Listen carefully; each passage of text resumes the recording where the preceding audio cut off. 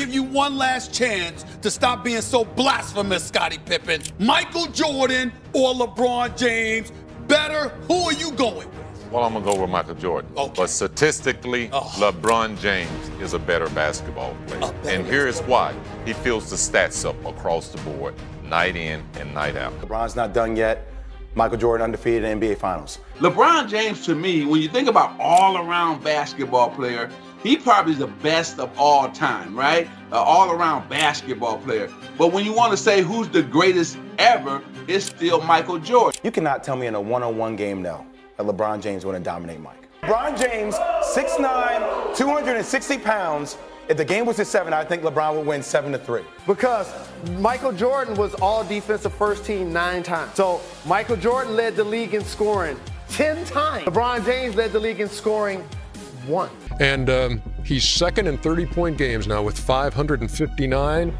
MJ's got 562. So LeBron has played how many more seasons than Michael Jordan and he's still behind him? That's crazy.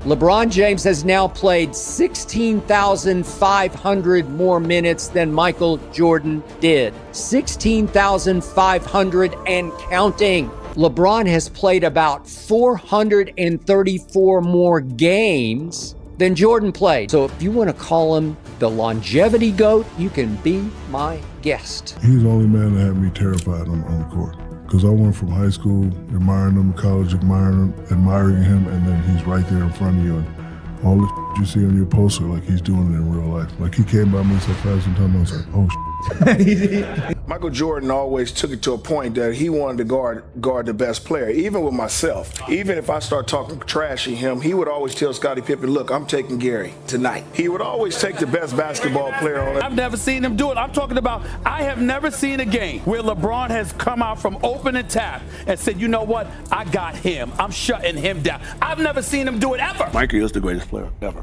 You know, Michael's been injured one time. He never asked to sit out. He never asked for anything, but only he asked for respect and money. If Michael played in this era, he'll average 50. He'll average 50 points. This is a pathetically desperate attempt to justify the laughably absurd notion that LeBron James is better than Michael Jordan. Period. End of story. I don't think Michael Jordan had that option. You don't think he had that option? No. He could have done that, especially with you? No. Especially with you? It's not his demeanor. So it is an unfair comparison to say who is the greatest because everyone's not playing by the same rules. Michael Jordan did not merely step onto a basketball court. He entered a domain he commanded. The air shifted immediately. Opponents stiffened. The crowd leaned forward. The hardwood beneath his feet seemed smaller, yet heavier. Every inch of space contracted around him. Every glance toward him carried anticipation and dread. This was not a display of athleticism alone. It was dominion.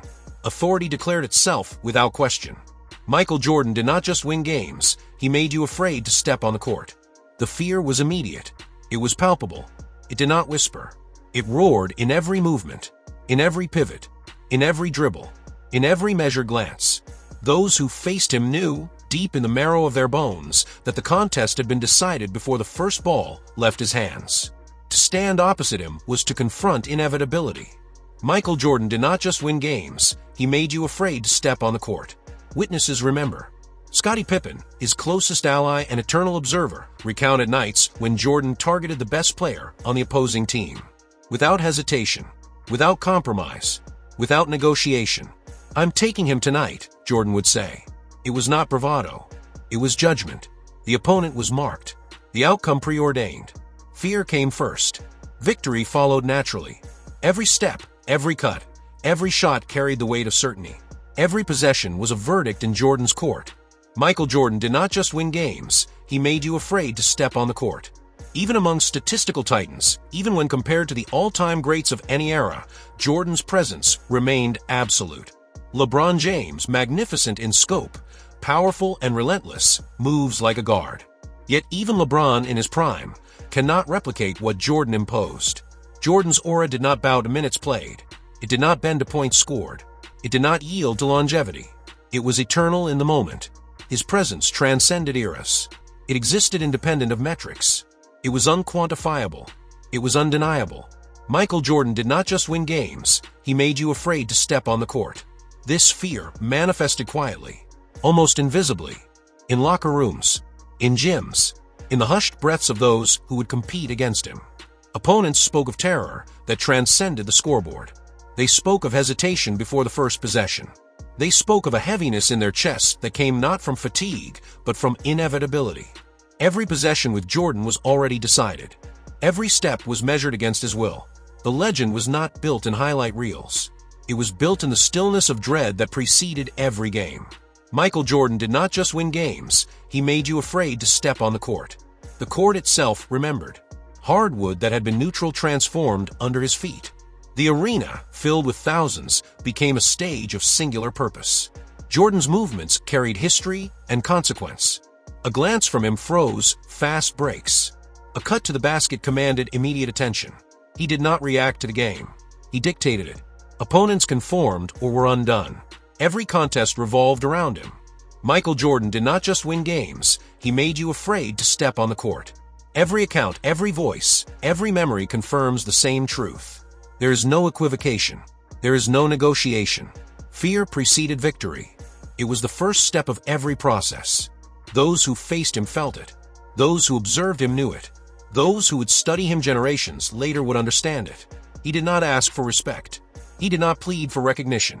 He demanded inevitability, and he received it. Michael Jordan did not just win games, he made you afraid to step on the court. The truth of his dominion is not declared by opinion.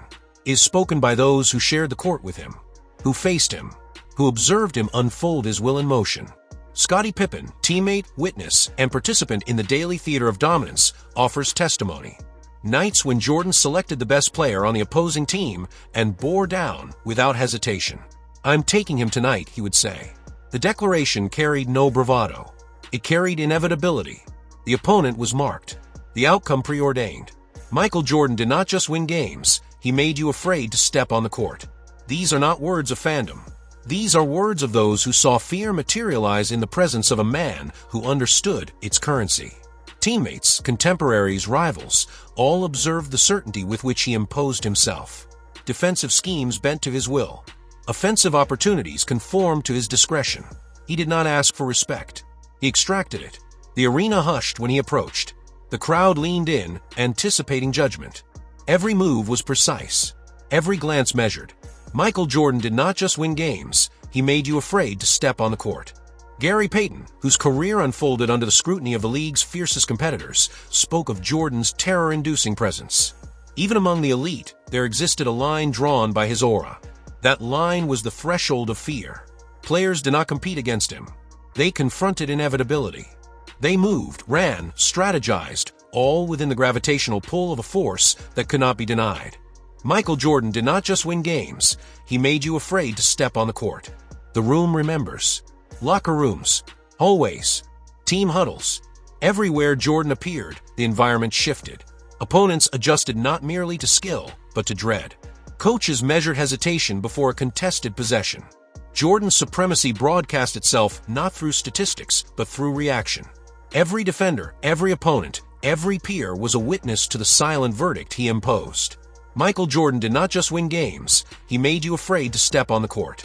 Even confronted with other greats, with players who reshaped eras and redefined statistics, the testimony converges. There is a single unbroken chord. None exerted this psychological dominion. LeBron James, gifted in every measurable way, has never inspired the same pause in the chest, the same tightening of limbs, the same certainty of subordination before a single possession. Jordan's aura was not a consequence of the scoreboard, not a product of physicality alone. It was a force that preceded action, dominated thought, dictated emotion. Michael Jordan did not just win games, he made you afraid to step on the court. Witness after witness confirms the truth. Coaches, teammates, rivals, commentators, every eye that beheld him, every mind that attempted to anticipate him, admits the same certainty. Fear was the first and enduring point in every contest.